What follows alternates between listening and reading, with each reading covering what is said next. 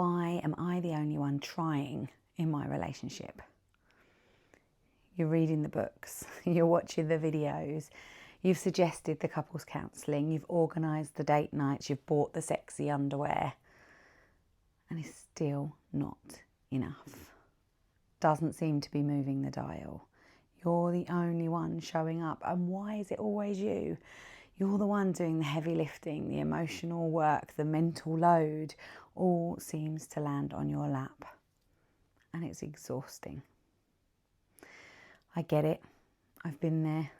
And I know it's not that your efforts aren't worth it. It's they're just not landing. When you want a relationship to work, when you want to see that you chose this and you chose it for the right reasons and you want to go back to how you were, but life's got in the way and you're just shattered, there is a way through it. Now, I can't tell you whether that means together or apart. That's something you have to figure out.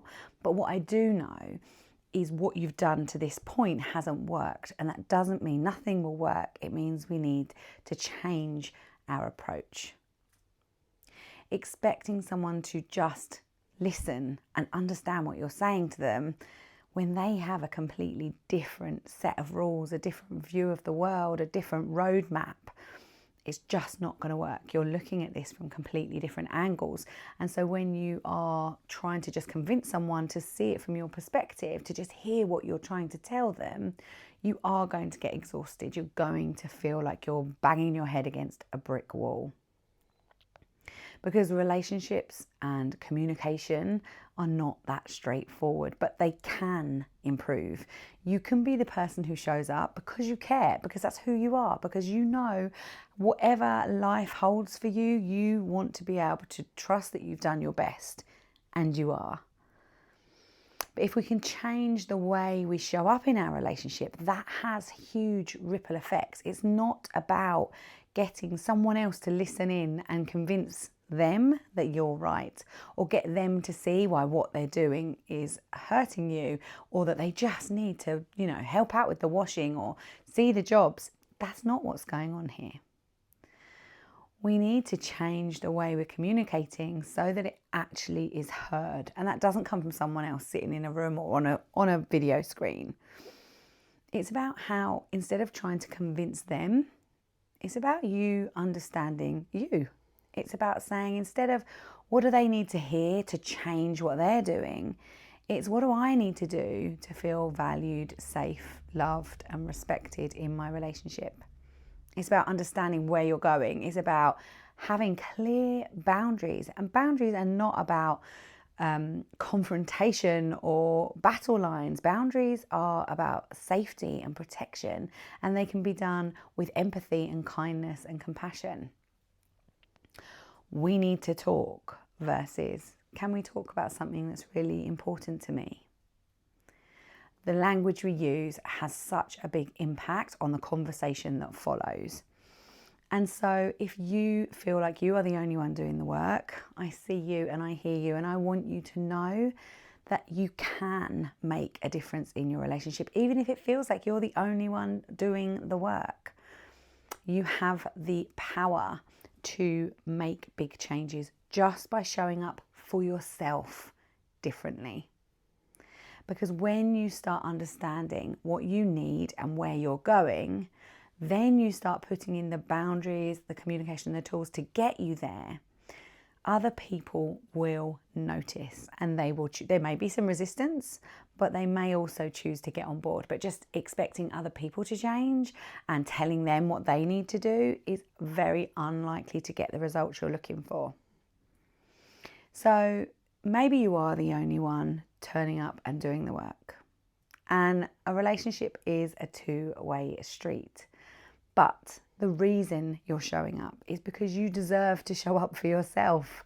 The reason you're showing up is because you care so deeply, and that is a beautiful thing. Don't let that go. Just change how you're showing up. Instead of putting all your energy and effort into convincing the other person to see the world from your perspective, stop trying to convince them. Stop trying to change them. Put all of that energy and effort into you. How are you going to show up for yourself? What boundaries are you going to put in place? What are you going to start saying no to? That doesn't mean causing huge amounts of conflict. It's just safely, quietly, confidently having your boundary, understanding what you're protecting by not having a boundary, and then having a consequence. So what am I going to do if someone crosses that boundary? Because otherwise, all we're doing is we're asking. Without a consequence, it's just a request. So being clear on, I'm no longer going to ... And if someone attempts to make me do that, this is what I'm going to do. So you don't have to think about it in the moment. And that could relate to intimacy, it could relate to home chores, it could relate to how you show up in the home, the childcare, how you communicate, how you speak to each other. You know, there's so many areas of our life that we need boundaries, yet we act as if we just expect everyone to understand our needs, to read our minds and know what we need. That if we hint enough, they'll get it. They won't. Because their map of the world is so different to yours. It's the reason we have a lock on our door, is because we wouldn't break into someone's house and steal their stuff, but we have a lock because other people would. Because other people would say, well, if you haven't locked your door, it's your own fault.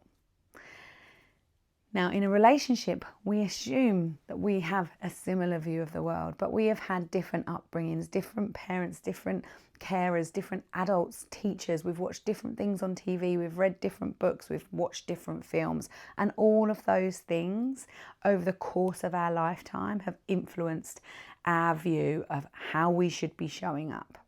We've even got our genders, the society norms, job roles, education. There is so much religion that influences our view and expectation of the world, and we aren't taught how to communicate. So if you are the only one showing up in your relationship, don't worry, that doesn't mean the end. But I want the relationship you to show up in is the one with yourself. I want you to put all of that energy and that effort and that commitment and that time into the relationship you have with you, because that will have the biggest ripple effect on all of your relationships. So if this resonates, it's okay. You're not broken, you're not lost, you're just looking for the right path.